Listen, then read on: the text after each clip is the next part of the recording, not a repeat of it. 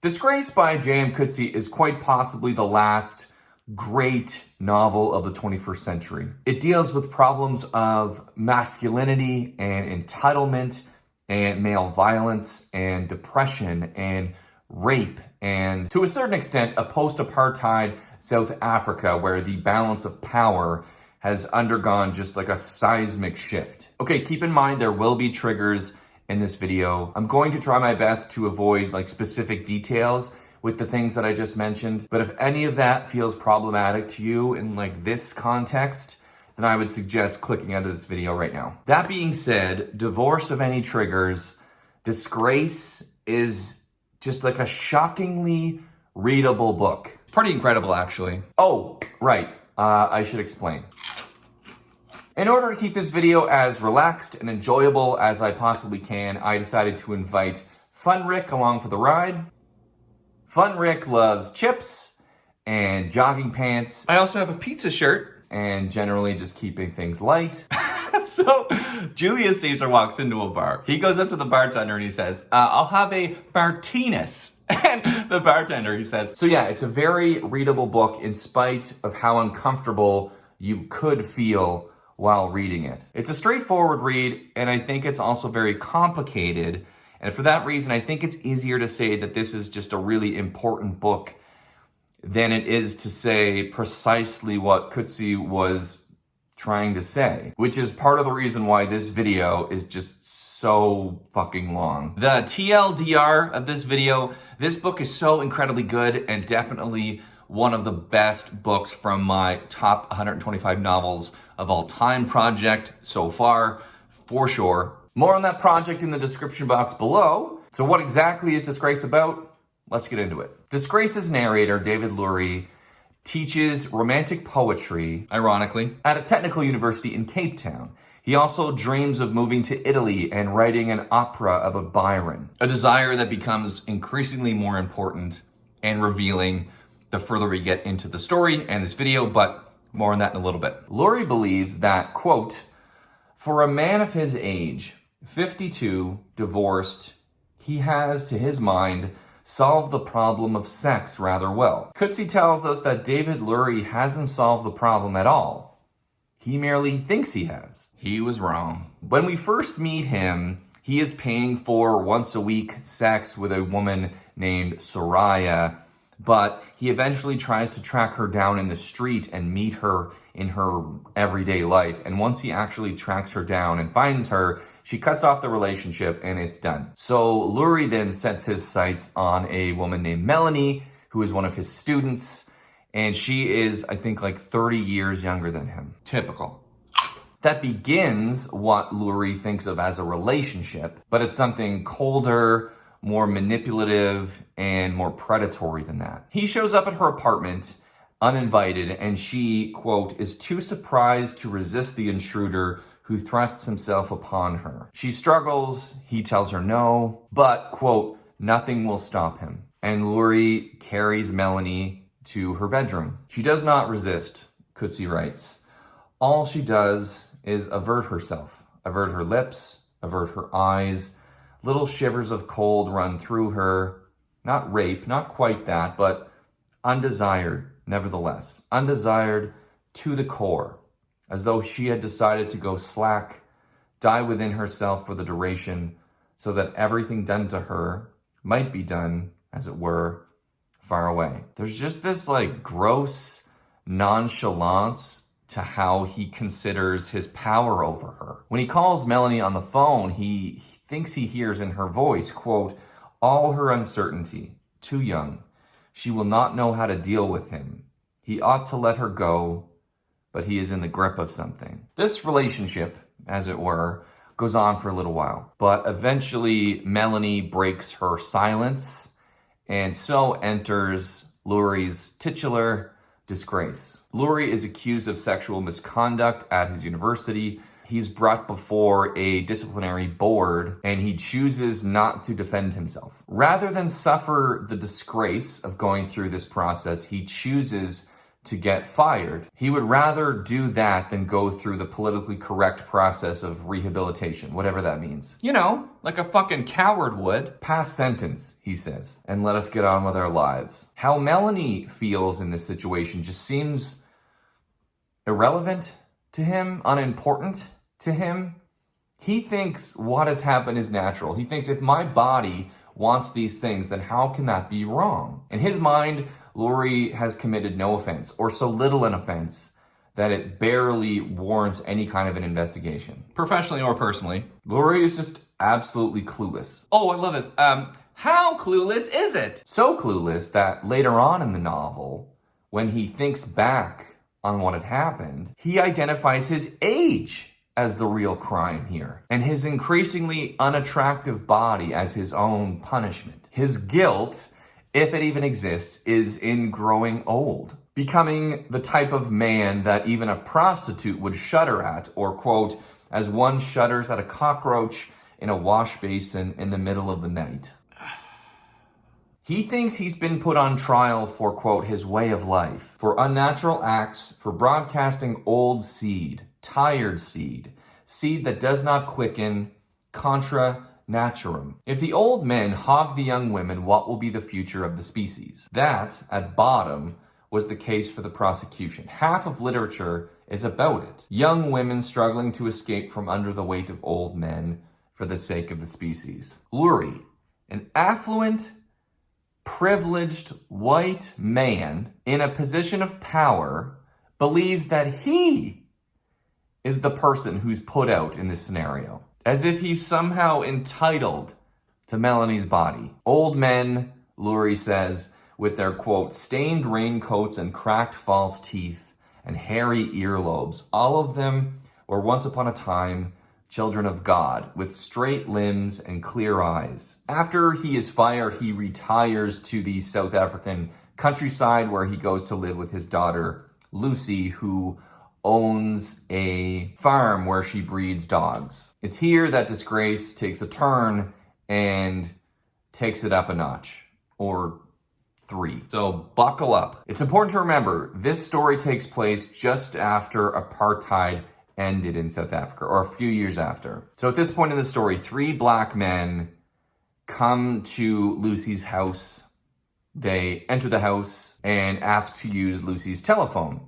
While they're there, they split Lucy and her father into 2 different rooms, pour alcohol on Lurie, light him on fire, then proceed to rape Lucy, steal the car, and then take off. And they also shoot all the dogs that are on the property. Lucy, who is, again, separate from her father, David Lurie, doesn't tell him, at least right away, that they raped her, but she becomes pregnant not long after that, and the truth comes out. It seems like these 3 men were acting in collusion with a man named Petrus, who is Lucy's former employee on the farm, who is now an overseer of the farm with her. Lurie urges Lucy to go to the police to have justice be done, but Lucy is adamant that she is not going to say anything to anybody. She refuses to leave the farm. She refuses to have an abortion,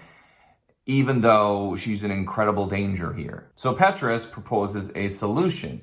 He will marry Lucy, become a co-owner of the farm with her, and then provide protection. I would love to chime in here with something to lighten the mood, but at this point, it's bad. It's just all bad. So time goes on. Lurie continues writing his Byronic opera. He meets and befriends a woman named Bev, who runs a clinic that euthanizes dogs, and he ends up taking a job there. It's at this point that comes, to me, the most haunting point of the novel. Lurie is thinking of Lucy, just frightened to death, imagining what had happened to her. And he thinks he understands. He can, quote, if he concentrates, if he loses himself, be there, be the men, inhabit them, fill them with the ghost of himself. The question is, does he have it in him to to be the woman. And that phrase, does he have it in him, suggests, I think, two mutually exclusive connotations. One, can he bring himself to empathize with, to sink into, to truly understand the pain that his daughter felt and is now going to feel for the rest of her life? Can he actually, as a father, bring himself to go there? And two, does he even have the tools to do this? Can he possibly, as a man, understand what she's gone through? And then to juxtapose that lack of feeling with his ability to inhabit the body of the rapers, to the confidence with which he says and thinks that he can imagine what it's like to be one of them in that scenario. It's haunting, and it's so disgusting and just so revealing. It's frightening. By simply inhabiting the body of a straight, white, powerful, socially empowered man, he knows what it would be like to be in that position. This moment in the story is just so emblematic to me of Disgrace as a whole, and how Coetzee is able to convey just so much with so little space. Like, this novel is only about 200 pages long. This book is 200 pages long. That's it. That's incredible. So the allegory seems apparent. Lurie harms Melanie. He's unable to atone for what he's done. He subsequently has those sins perversely reflected back on him in front of his own eyes, basically, with his daughter. But it's more complicated than that, because Lucy ends up defending her rapers in a much more righteous way than Lurie ever defended himself in the situation with Melanie. Her situation, she says, is a consequence of the predatory behavior of white South Africans over black South Africans for years and years and years before this happened. This is what happens when political upheaval of that magnitude occurs. This is white South Africa's just desserts, she thinks. And without excusing the behavior of these three men, Coetzee clearly means for this event to have special significance. They're not exactly attacking Lucy in the story. They're attacking the white establishment. They're retaliating against it in response to this oppression that they felt for so many years. Lucy is the victim because to them, she is part of that oppressive force, both symbolically and personally, because she held that power over Petrus, who they seem to be friends with. Lurie himself, he recognizes the sense of revenge in the attack. He wonders why they went so far as to even kill all the dogs before they left. And he comes to realize that dogs for black South Africans represented part of this white establishment. They were a symbol of white power and oppression, which is very important, and I'll talk about that in a little bit. As for whether Lurie grows by the end of this novel, I think that he has, but it's a harder question to answer because I think the growth that you see is subtler than most readers will want it to be. To me, his outward behavior doesn't show all that much of a change, but his interior life, and more specifically in his writing of this Byronic opera, and how that opera changes over time and by the end of the novel, it suggests that he is undergoing a change. Outwardly, Lurie remains a stand-in for one of the many, many, many, many men that we have seen complain about #MeToo and say that it's gone too far, even though that behavior is the precise attitude that makes that movement necessary. Side note, I just finished reading Sigrid Nunez's novel, The Friend, and in it, the narrator actually describes a character as, quote, one of several Lurian friends I've known, in reference to Disgrace's David Lurie. Reckless, pre-epic men risking careers, livelihoods, marriages, everything.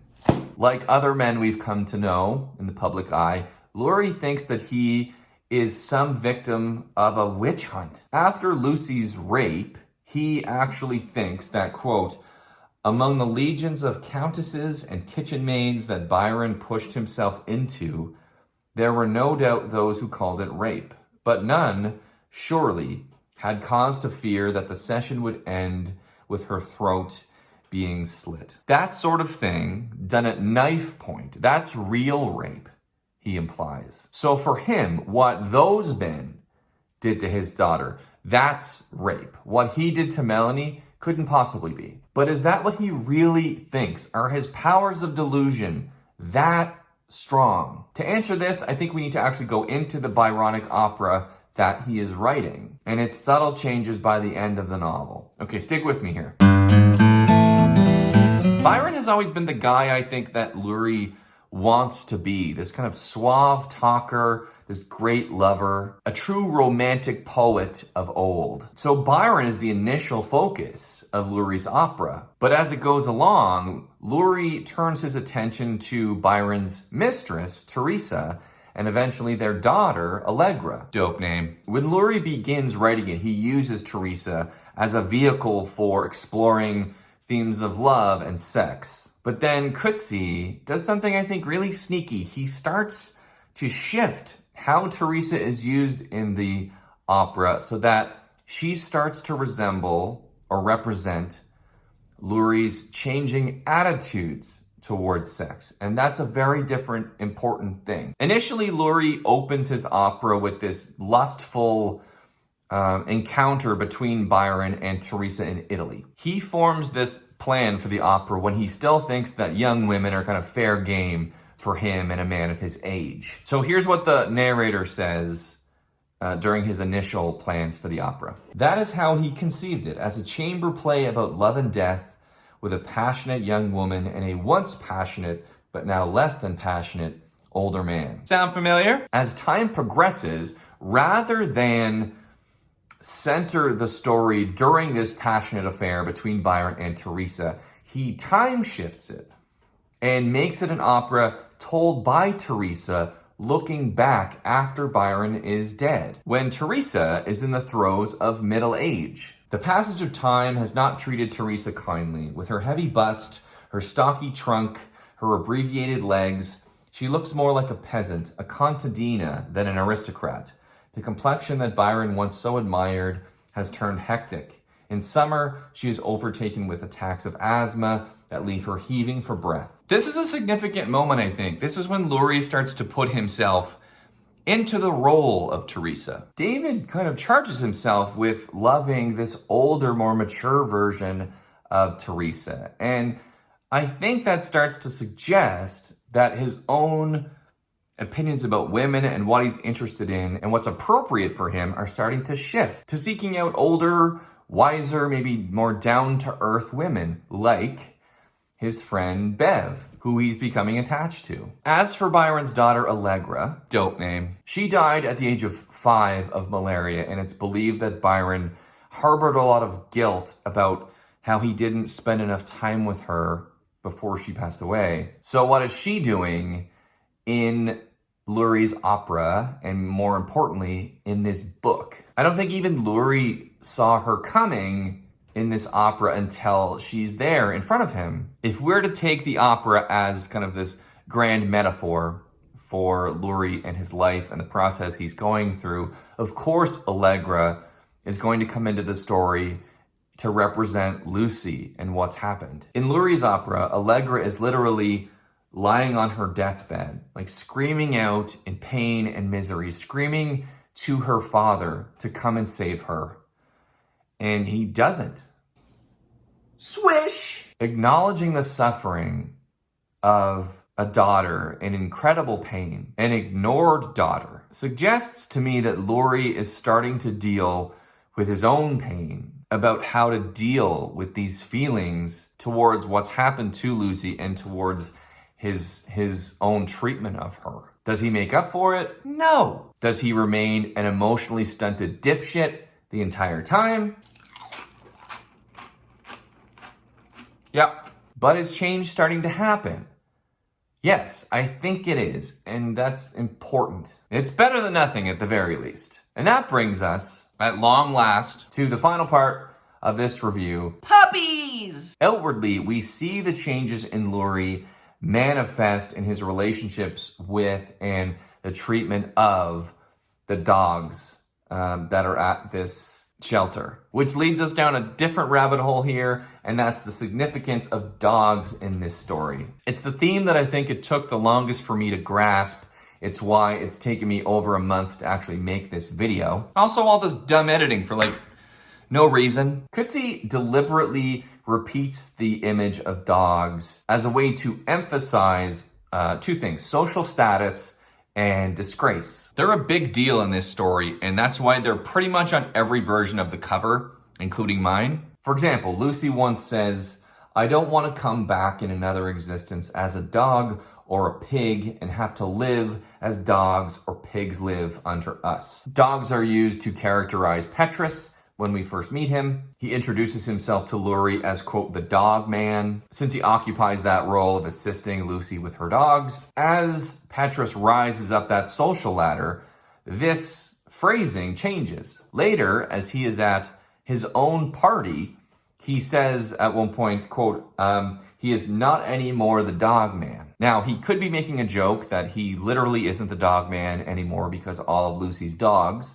are dead. Not a great joke. Let's assume it's not that. But he could also be making a comment, and I think that this is what he's saying, that he is no longer on the level of dogs. Now, the opposite seems to be happening to Lurie. Though dogs are also used to characterize his status, more than often, they are used to describe his kind of internal struggles. As things get worse for him and he goes deeper and deeper into this shell of a man, this disgrace, his character becomes more closely aligned with the dogs around him. When he talks to Lucy about his treatment by the university, about what's happened with him and Melanie, he actually says that he's been treated like a dog would be for kind of following his sexual urges. But in a more concrete way, Lurie comes to spend more and more of his time in this animal clinic helping put dogs to sleep. As the novel winds down, this connection between dogs and people, I think, is made a little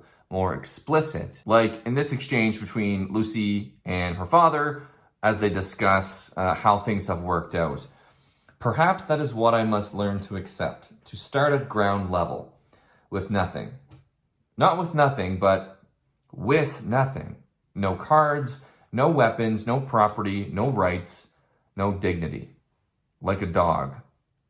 Yes, like a dog. Not long after this exchange, Lurie becomes quite attached to one specific dog at the shelter who has a bum leg. Even though he seems to consider it a form of disgrace to kind of put them out of their misery with euthanasia, he also sees like a shamefulness in the way the dog is being forced to live. And the novel ends by Lurie giving the dog to Bev, saying, we have to put this dog out of its misery. And I think by doing this, my grasp of it is that he's saying death is better than the shame or the disgrace of living the way he was living. I mean, I think we can't help but think that this is some kind of commentary on a way that he can symbolically relieve his own sense of disgrace. I think the constant presence of these dogs in the story pushes us to look at all the different ways that shame exists for us in our lives, even though it plays out through the lives of animals. So now we've come to the end. I think it's important to note that the novel's title is in the present tense. It's not called Disgraced. It's not about someone who had been disgraced. It's called Disgrace. It's about someone who continually is suffering from disgrace. It's a continuing condition, a condition that even at the end of the book remains unresolved, remains unfinished. Lurie's problems, but also his possibilities, are still very much open and up for grabs. You're telling me, oh fuck, you're still here. You can't get scared when I show up. I'm you. That's not a thing. Shut up. You shut up. So let's wrap this thing up with this. Disgrace was easily my first 5-star book of 2021. No part of this book is easy, but it's just an incredible read. Like, it's somehow a literary page turner despite all the awfulness that's going on. Is the book for everyone? Absolutely not. But if you were curious about reading this book, I would wholeheartedly recommend it to you. Just know what you're getting into. before you get into it. My name is Rick MacDonnell, and I'm Fun Rick MacDonnell, and we'll see you in a few days. Bye.